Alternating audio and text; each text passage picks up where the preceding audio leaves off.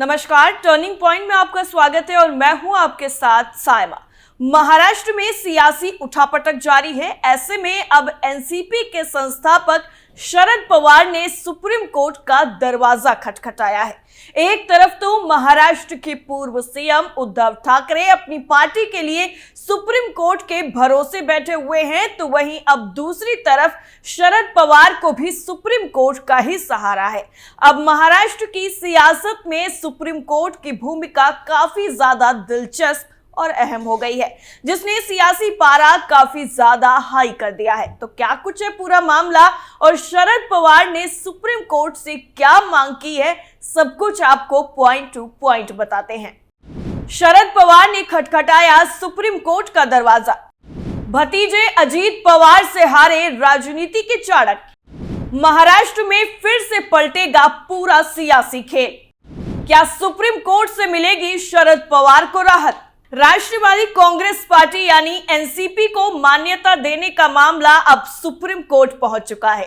पूर्व केंद्रीय मंत्री और दिग्गज नेता शरद पवार एनसीपी पर अधिकार को लेकर शीर्ष अदालत का दरवाजा खटखटा चुके हैं। दरअसल उच्चतम न्यायालय ने 16 फरवरी को कहा कि वो महाराष्ट्र के उप मुख्यमंत्री अजीत पवार के नेतृत्व वाले गुट को असली राष्ट्रवादी कांग्रेस पार्टी यानी राकांपा के रूप में मान्यता देने वाले निर्वाचन आयोग के आदेश को चुनौती देने वाली शरद पवार की याचिका को जल्द ही सूचीबद्ध करने पर विचार करेगा।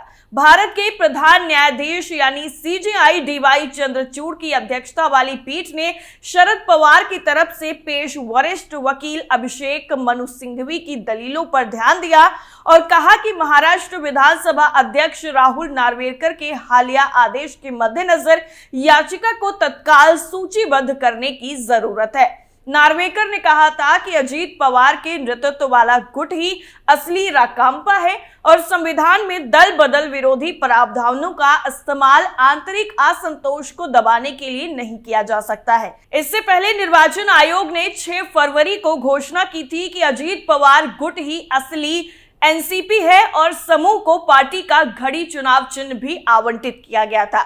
याचिका को तत्काल सूचीबद्ध करने की मांग करते हुए सिंघवी ने कहा कि अब विधानसभा की कार्रवाई शुरू होने पर शरद पवार समूह पार्टी विहिप के अधीन होगा।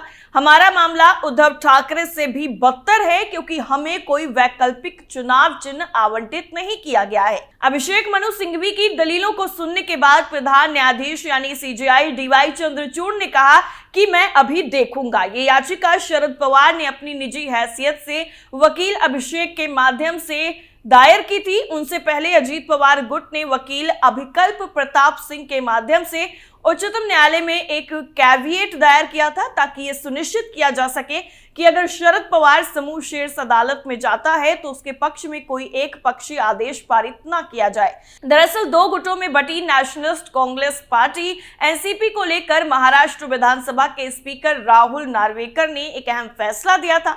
नार्वेकर ने शरद पवार गुट को झटका देते हुए उनसे अलग हुए भतीजे अजीत पवार के गुट को ही असली एनसीपी बताया। स्पीकर का यह फैसला उप मुख्यमंत्री अजीत पवार और 8 बाकी विधायकों को अयोग्य घोषित करने के लिए दी गई याचिका दायर करने पर आया था।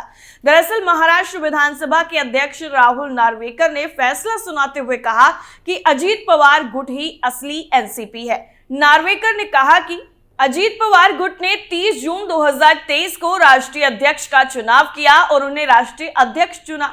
अजीत पवार को 41 विधायकों का समर्थन प्राप्त है, इसलिए अजीत पवार गुट ही असली एनसीपी है। दरअसल आपको बता दें कि दोनों गुटों ने दावा किया था कि वो ही असली एनसीपी हैं। दरअसल शरद पवार के नेतृत्व वाले गुट एनसीपी शरद चंद्र पवार ने अपनी याचिका में महाराष्ट्र के उप मुख्यमंत्री अजीत पवार के साथ ही 9 विधायकों को अयोग्य ठहराने की मांग की थी और नार्वेकर ने कहा कि अजीत गुट के सभी विधायक योग्य हैं, कोई भी विधायक अयोग्य नहीं है। इसके साथ ही उन्होंने शरद पवार गुट की याचिका भी खारिज कर दी। राहुल नार्वेकर ने कहा कि शिवसेना को लेकर मैंने जो फैसला लिया था उसका आधार यहां लेना होगा। दोनों गुट पार्टी में अध्यक्ष पद को लेकर दावा कर रहे हैं।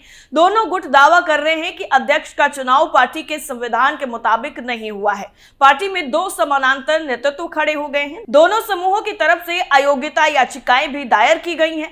उन्होंने आगे कहा कि एनसीपी के संविधान के मुताबिक एनसीपी वर्किंग कमेटी सर्वोच्च संस्था है। इसमें 16 स्थायी सदस्य हैं। पार्टी का संविधान अस्थायी सदस्यों को इजाजत नहीं देता।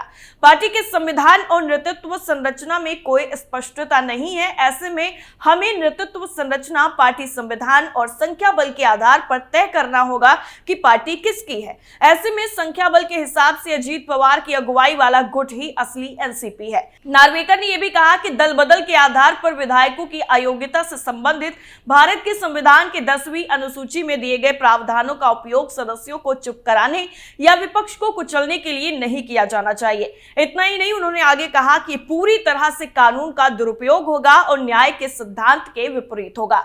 आपको बता दें कि चुनाव आयोग ने भी अपने फैसले में अजीत पवार गुट को असली एनसीपी बताया था और राष्ट्रवादी कांग्रेस पार्टी का नाम और चुनाव चिन्ह घड़ी भी आवंटित कर दिया था। इस पर एनसीपी के संस्थापक शरद पवार ने 11 फरवरी 2024 को कहा था कि आयोग की तरफ से अजीत पवार के नेतृत्व वाले गुट को पार्टी का नाम और चुनाव चिन्ह आवंटित किए जाने का फैसला हैरान करने वाला है।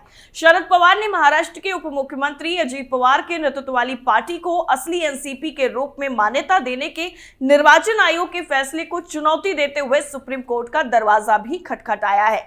गौरतलब है कि बाद में चुनाव आयोग ने शरद पवार के नेतृत्व वाले गुट को नेशनलिस्ट कांग्रेस पार्टी यानी शरद चंद्र पवार का नाम दिया था। और इतना ही नहीं, अभी पिछले साल ही दिसंबर में भी अजीत पवार ने एक दावा करके सबको चौंका दिया था। दरअसल महाराष्ट्र के डिप्टी सीएम और एनसीपी नेता अजीत पवार ने कहा कि शरद पवार खुद ही एनसीपी अध्यक्ष पद से इस्तीफा देना चाहते थे, लेकिन वो हमसे कहते कुछ और थे और करते कुछ और थे। अजीत ने ये बात 1 दिसंबर को रायगढ़ के करजत में हुए एनसीपी अधिवेशन में कही। वो बोले कि शरद ने लगातार अपनी भूमिका बदली।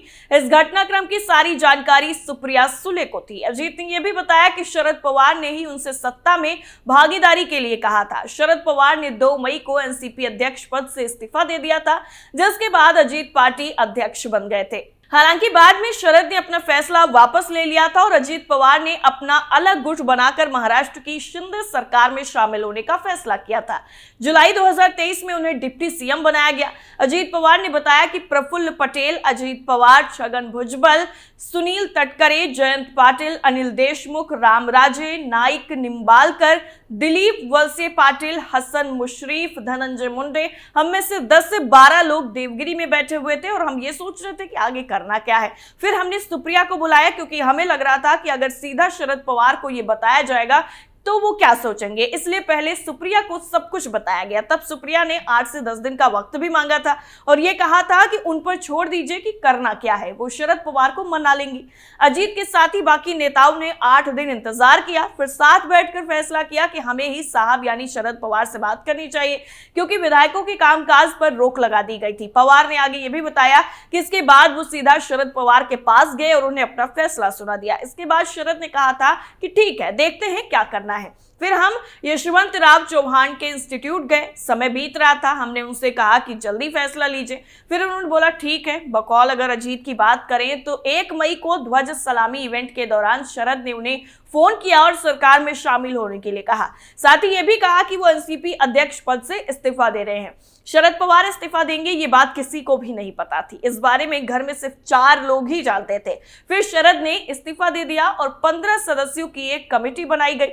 कमेटी ने बैठकर अध्यक्ष चुनने को कहा और 2 मई को बुक लॉन्चिंग इवेंट में जब शरद पवार ने इस्तीफा दिया तो हर कोई हैरान रह गया। अजीत ने आगे ये भी बताया है कि इसके बाद शरद पवार घर भी वापस चले गए और फिर लोगों के रिएक्शन भी आने शुरू हो गए। इस्तीफा देने के बाद ही आनंद परांजपे और जितेंद्र आवाड़ को बुलाया गया। उन्हें इस्तीफा वापस लेने के लिए यशवंतराव सेंटर के सामने प्रदर्शन करने के लिए भी कहा गया।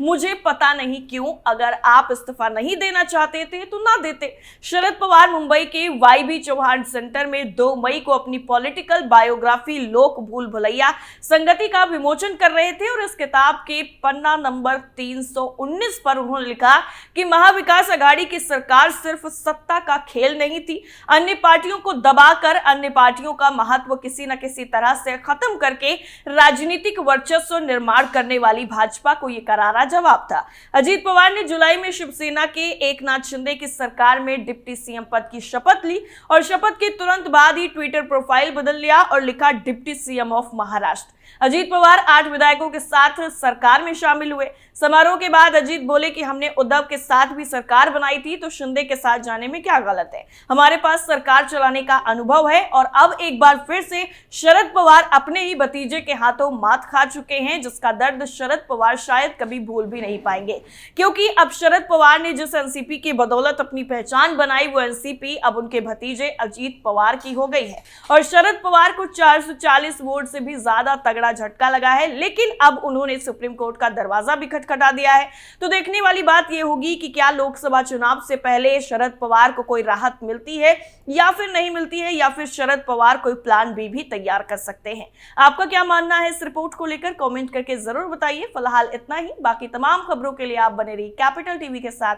नमस्कार।